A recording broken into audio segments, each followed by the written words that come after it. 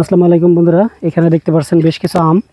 এই আমটা আমাদের এই চীন থেকে কালেকশন করা ছিল, জাতটা ইগল ম্যাঙ্গোর নামে সংগ্রহ করা। তা এটা আমরা ওজন মাপছি 3 কেজি ছিল। তো দেখেন এই আমটা কিন্তু অনেক বড় সাইজ, প্রায় 1 ফিট। এইখানে আরও যেগুলো আছে এগুলো ছোটো আছে। আমরা গতদিন একটা কাটছিলাম 1 কেজি 800। তারটা আসলে ভালো হবে কারণ লেট ভ্যারাইটি, আর মিষ্টতা মোটামুটি আমরা 16 থেকে 18 পর্যন্ত দেখছি, 20 পর্যন্ত আসে আর কি। এটা যদি বেশি ফুলফিল পাকে তাহলে 20 পর্যন্ত আসে। তো এরকম যদি লেট ভ্যারাইটি আম কেউ বাণিজ্যিকভাবে করে, আমি মনে করি সে সফল হতে পারবে। কারণ এই আমটার সবচেয়ে বড় গুণ হলো এটার মিষ্টতা। কাঁচা অবস্থা যেরকম, পাকা অবস্থায় প্রায় মিষ্টতা তার দ্বিগুণ। সেই হিসাবে এই আমটা বাণিজ্যিকভাবে করা যেতে পারে এবং আশও নাই। তা আমরা বলবো যারা মানে লেট ভ্যারাইটি আম চাষ করতে চান তারা এই জাতটা করতে পারেন। এটা নতুন, এই ইনশাল্লাহ খুব ভালো হবে।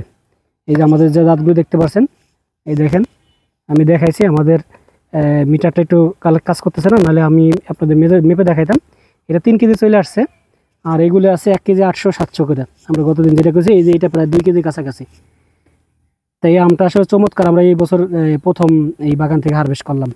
তো সবাই ভালো থাকবেন, আমরা ইনশাল্লাহ আপডেট দিতে থাকবো এইভাবে। ধন্যবাদ।